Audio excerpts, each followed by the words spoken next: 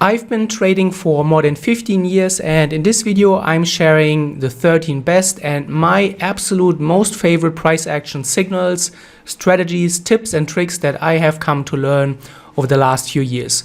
Also, I've prepared a few goodies, so if you want to learn more about my trading, my strategies, or just check out all the resources that I'm offering, then make sure to check the link in the video description below. And now let's get started. One very important price action signal or just a concept is the so-called fakie, and some people may refer to it as bull traps, bear traps, failed breakouts, and technically what you want to do is you look for either long-term support and resistance levels or short-term resistance levels or just single swings, and what you want to look for is a rejection of the level. And ideally you want to see that the candle and the market is piercing through whatever level that you have identified, and then within one candle, within two candles, very quickly reversing back and rejecting the level. You typically don't want to see a breakout, although there are cases where it can enhance the setup. If, for example, like here, you have actually a close above a high and then within the next candle, you have a very strong reversal candle. But let's focus on what we are seeing here, and you can see that the market is in a very strong downtrend, and then we are reaching the previous support level. And what is going to happen here? A lot of traders who are short are probably going to take profits, which is contributing to bullish pressure. Also, a lot of breakout traders are probably getting into here, so selling more. Probably the people who have been missing a lot of those trending action here are then trying to get in short here. Their stops will be somewhere here, and then as the market reverses and is rejecting the level, the stops are triggered, and a stop on a short position is also going to contribute to buying pressure. So you will often see that the market is playing around those previous lows and highs. There can be more than one rejection, and typically what you would like to see then is a momentum candle. Here you can see after the pin bar, then we'll have a momentum candle. The momentum candle also has a component of the pin bar, so we take out the lows once again, which is a very strong signal, a double takeout of a low, and then the same candle has also the momentum here in form of a engulfing candlestick. So it's completely outside of the past 1, 2, 3 candlesticks. So a very strong reaction. The market did move a lot in this candle, and it closed almost all the way at the high. The final piece to the puzzle, if you're then looking for a bullish move away from the level, you could wait for the market to actually clear the so-called flip zone. Previous support may be holding as resistance here. So you want to make sure that you don't get in under a resistance level. So you could wait for the market to actually get above this level and then initiate your long entry. And you can see the market in the candle afterwards closed above the long level. Here we have another rejection, which is another stop run, and then you can see afterwards the market is really nicely taking off. Second, I love the breakout buildup. I talked about this a few times in the past. I think it's a very great pattern. It's also a component that you can use for any other pattern, so it can be considered an add-on. So what we have here is the market is in a strong uptrend. You can see from the bottom left to here we are making higher highs and higher lows. Then the market hits a resistance level here, and we are seeing a bearish move. The bearish move does not break the last swing low, so we are not technically violating the uptrending structure, which is good. So we are still technically overall in an uptrend. And then the market returns to the previous resistance. But the most important thing is how the market is then reacting after reaching the highs. And you can see, whereas the first time we reached this high, the market sold off very strongly. It is in fact the strongest sell-off that we are seeing here in all of this uptrend. But the next time the market is reaching the level, there's just barely a move. The market is very closely staying here at the highs. And this, what does it indicate? It indicates a lot of buying pressure. It doesn't indicate a lot of selling interest anymore. Probably there was already a lot of buying interest, and when the market dipped here, the buyers got in here. And the most accumulation probably happened here at the last swing low. Then here, there is not more selling left. There's very little selling left. And then you can see the build-up. The market is really sticking to the level. However, we definitely always need to wait for the market to clear the high. So the final piece to this setup and the final piece to the puzzle here is you wait for a confirmed close above this level. Here you can see that we have a close and then we have a retest. So breakout and retest often come very close together, and then the market takes off. The dirty retest is a liquidity concept. I talked about this in the past. And it's a very, very important concept. Even if you don't end up trading the dirty retest, understanding about stop zones, liquidity zones, and stop runs is very helpful for your stop placement or just for general chart understanding. So what do we have here? We have the market in a downtrend, then we have the so-called triple tap, tap 1, tap 2, tap 3, which is a pattern that I will cover later in this video as well. And then we are building this pattern, which kind of looks like an inverse head and shoulder. We have here our neckline, the right shoulder, which is a higher low, the left shoulder probably somewhere in here. We also have the component of a double bottom. And also you could say maybe this the right shoulder of a head and shoulders sometimes also has the concept of a breakout buildup included. And what happens now? The market is breaking out, and a lot of breakout traders are probably getting into around here. Their stop is, depending on their style, somewhere in here. On the breakout, their stop loss may be about below the recent low, maybe below the absolute low, or maybe just very close if you're an aggressive trader. So the market takes off, and what are people going to do? They are going to move their stop loss to break even because they want to protect their stop loss, or so they think, or rather they want to protect their trade, or so they think. However, stop runs occur very frequently, and it's so obvious right now. Where are the stops going to be? They are going to be break even. They're going to be here, somewhere in this area. And what happens to free up liquidity? The smart money, the big players, are going to drive the price back into the zone. First of all, now we are just fishing for the real break-even stops, which are just here. And on the next push, we're going to get deeper and deeper until we find the real liquidity pockets. And then once we have found the liquidity pockets around here, you can see how fast is the market retracing. Every time we hit a liquidity pocket, you see a strong bullish impact. And that is the key. When you see that on the dip back into the pattern, you see afterwards a very strong bullish reaction, such as here or here, very huge candles. That shows you that there's a lot of buying going on, a lot of stops are being triggered here, and also probably a lot of people are going to get into the trade.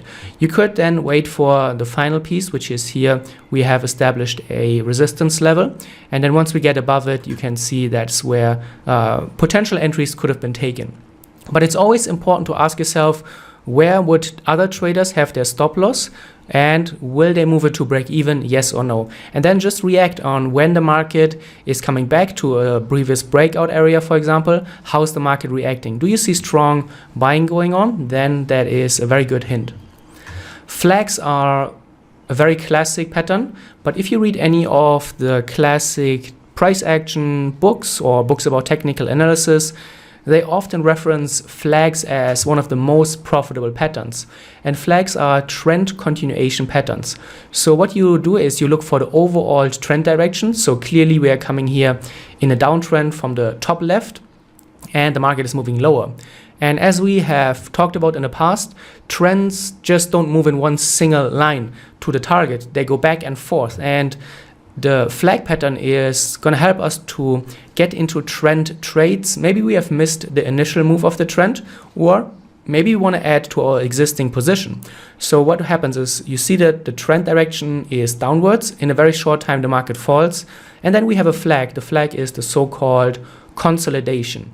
And the market moves up. It is going against the ongoing trend direction. One thing that is often common for a flag is that the angle is much shallower than the trend. So here you can see we fall very strongly in a short amount of time. So the angle is very steep. Whereas here the angle is not as steep. It's not very aggressive buying.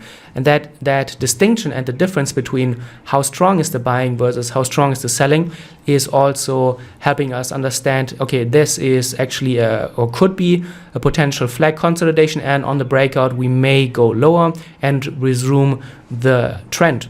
What you don't want to see is a very strong flag pattern. So if the market rises very strongly, that's often not a very good sign, because it indicates actually either a lot of buying or a lot of profit taking from the sellers. And you can see after the flag was broken, we moved down very, very quickly. So you can see in a long amount of time, the market rose very little. Whereas here in a short amount of time, just a few candles, less than 10 candles, the market not only broke below the flag, but we continue to move lower. Then here we don't have a typical flag, but we have another consolidation.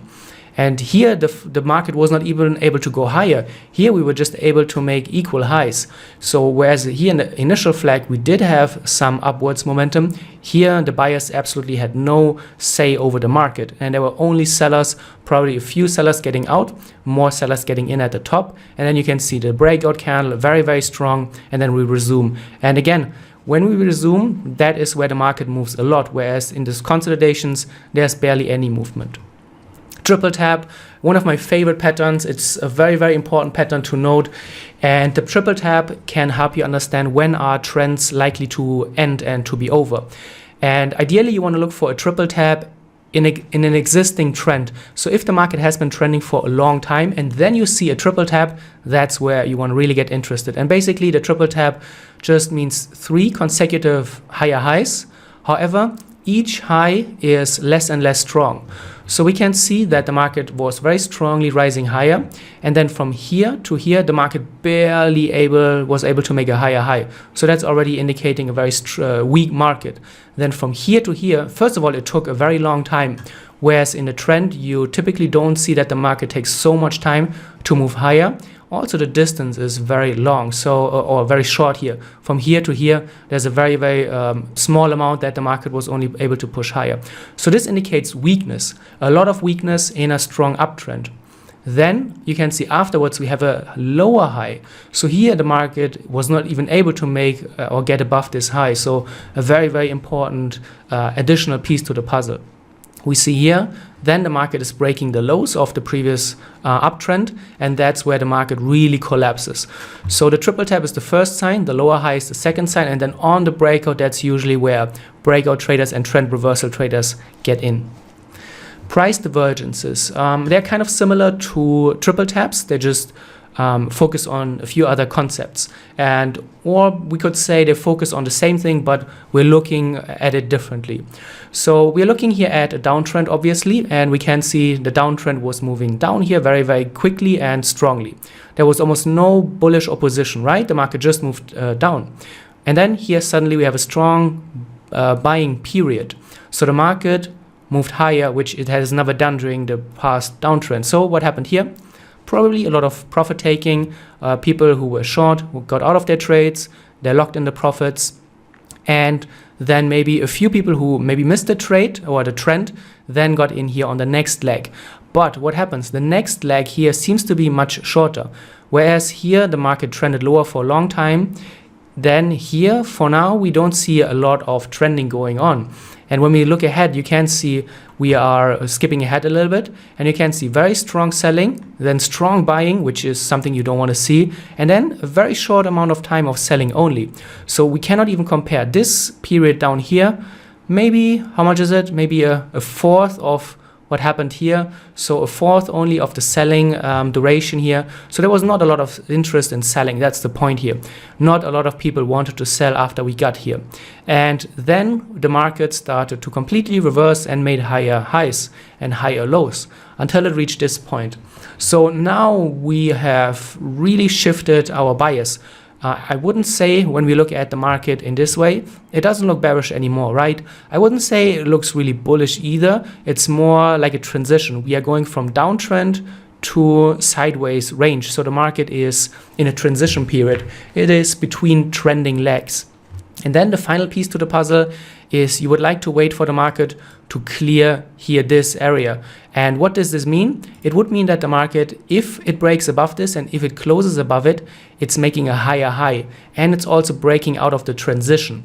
And you can see how are we moving into this with higher highs and higher lows. We could make a case that this area here resembles also a buildup. Whereas when the market was here the last time, we had a lot of selling. Now the market is back at the same level, but almost no selling is going on here if we turn around. And you can see this is what happens. We have a breakout and immediately a stop run and another retest, and then we take off higher. So the price divergence helps us to look at trend waves. How strong are different trending phases? Very strong trending, not very strong trending. And those little pieces of information really help us understand who is in control of the market and is it likely that the market is going to continue lower or completely turn around. The 1, 2, 3 pattern is super nicely complementing the last 2 points, the triple tap and also the price divergence. So in a downtrend, you will see the market is making lower lows. From here, a lower low, and so on. And we are making lower highs. Until here, now is the first time that the market is breaking a higher high. And what does it mean? So in a downtrend, what you will see that the people are selling, obviously, more than they are buying. And what they're doing, they're putting their stop loss above the previous high, typically. So as the market moves lower, they are locking in profits and they're moving their stop loss from high to high to high. And then once the stop loss is hit, and once people are forced out of their position, so people who are short have their stop here, and people who are short and executing their stop, that's buying pressure. And that could indicate here or could lead to more buying as well. And this is where the 1, 2, 3 pattern starts. The 1 pattern, the 2 is signaling our first move against the previous trend direction. So we are breaking the previous downtrend structure. We are making our first higher high. And from 1 to 0.3, we are making the first higher low. And then you can often see that the market is continuing into the 1, 2, 3, 4, 5 trend direction. So the 1, 2, 3 pattern, we are breaking above previous highs, is often an indication for a new trend direction. And of course, we could see that the 0.3 is coming much beyond what we have seen here. And that would then be also a dirty retest or could be a liquidity run. If we get here below that, that could mean we are testing a lot of stops as well. The flat top triangle, similarly to our flag, is a trend continuation pattern. And now you will see that we slowly are able to combine the different concepts and tools that I've shown you. And by the end of this video, I have prepared one special, very important tip. So make sure to stick around until the end to really master price action. And what we see here, first of all, we want to identify the trend direction, and we are clearly moving higher. Then we are hitting a resistance level. We have a high where the market is not able to push through, which is not a problem. This is very common. Probably people are taking profits here. Not everyone, but a lot of people are probably sitting on quite a good amount of money, and they are maybe taking some profits. And the key to the flat top triangle is how's the market moving lower. Every time we hit the resistance, we're moving lower. And here we hit the resistance and we move lower and so on. But the point is that even though the market moves lower, we are never making lower lows. We are always staying here above this trend line, or at least within the trend line. So even though the market is selling off, each sell-off is less and less strong. So this has components of the breakout buildup. If the market, or when the market is not able to pull away from a level where it has previously shown a strong reaction, that is a good indication that they may be building a lot of pressure. And then you can see we have the breakout. Here a lot of breakout traders will get in. Then they will be very happy about their profits when the market is here. As we are building the double top, probably a lot of traders are moving their stop loss to break even, and then that's where you see the stop runs. So I would really recommend to, if you have problems with breakout trading, think about your stop loss approach. Are you moving stops maybe too soon, too aggressive? And is the stop run having problems or creating problems for you? And are you often frustrated because you are able to anticipate the overall direction correctly, but your trade expression is not working out? Then I would also recommend to really think about your stop loss movements. Deceleration, one of my favorite topics, because it is very simple but powerful. So what do we have here?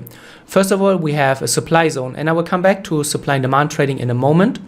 And supply zones often exist at the beginning, early on in downtrending markets.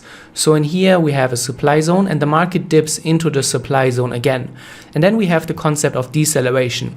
We have a strong bullish candle, and afterwards we see that the candle size is decelerating. It is getting smaller and smaller.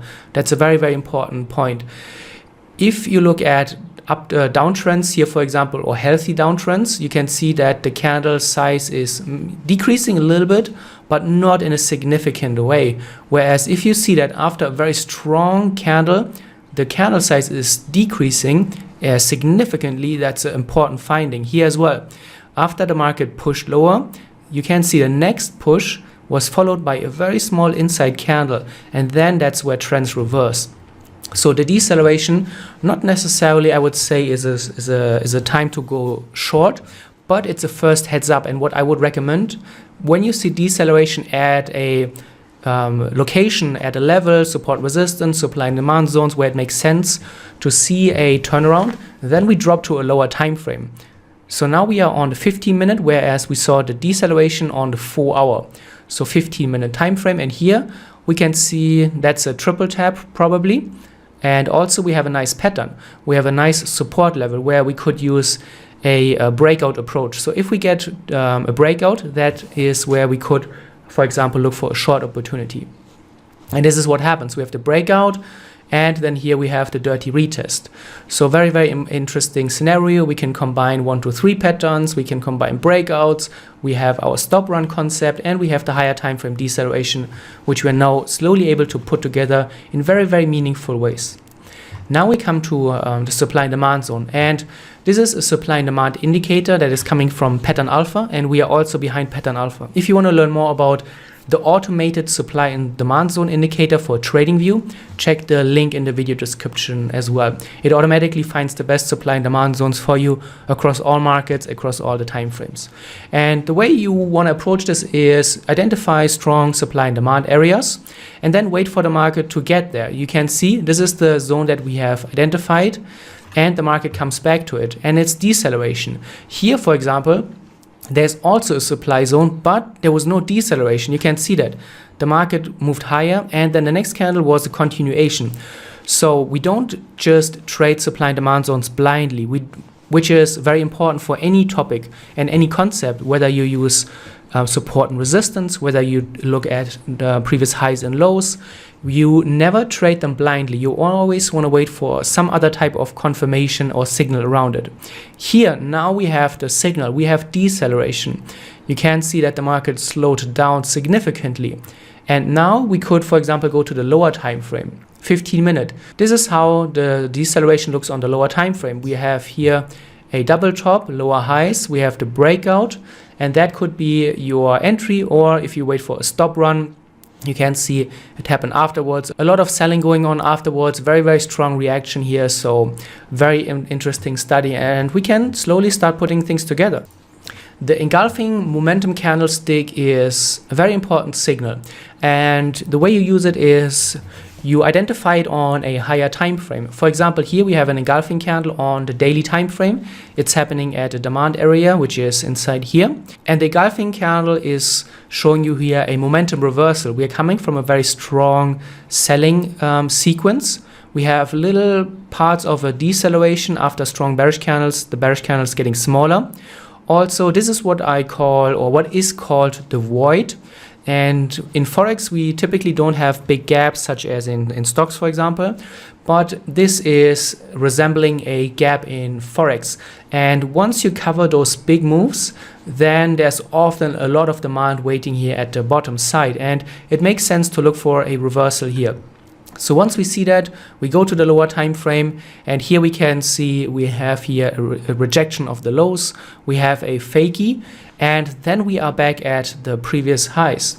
And you can see we have our breakout buildup, we have our dirty retest here, and then once everything is cleared, we really take off. So this is a beautiful multi-time frame analysis.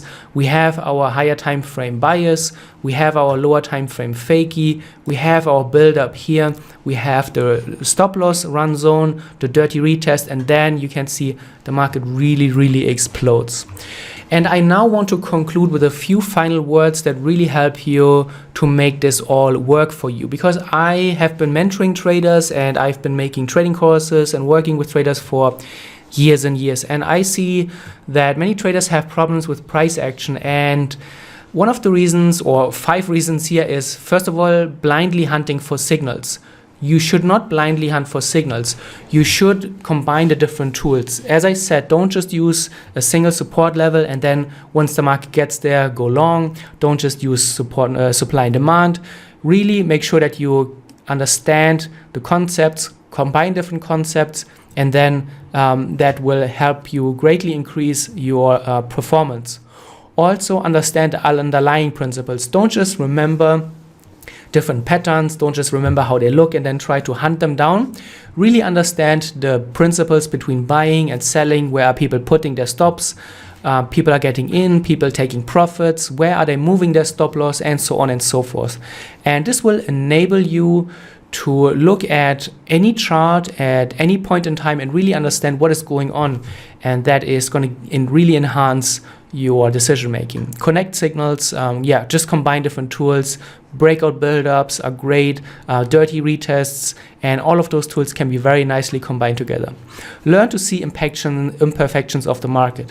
A big problem that I see is that many traders just learn the price action patterns from textbooks, and everything looks great on blogs, everything looks great, there's never a problem in your textbook, and then you try to apply this knowledge to the live charts, and then everything obviously is much more difficult, and things are not working out the way it is described in most textbooks. And that is why I try to highlight a lot of imperfections. That's why I try to help you understand stop runs, liquidity concepts, dirty retests, because they happen very, very frequently, and that's really what creates a lot of frustration for traders. And specialize. I have seen traders, professional traders, who just trade one pattern for many, many years. They are not all over the place. They wait for maybe one or two very specific patterns to occur. They don't trade that often, but when they see their edge, they are full with confidence, and they really are a specialist in their system. So that is my final words here. I hope you enjoyed this video. If you did, let me know in the comments below if you want to see more of those types of videos. Until the next time, thank you for watching, and thank you for all the great support.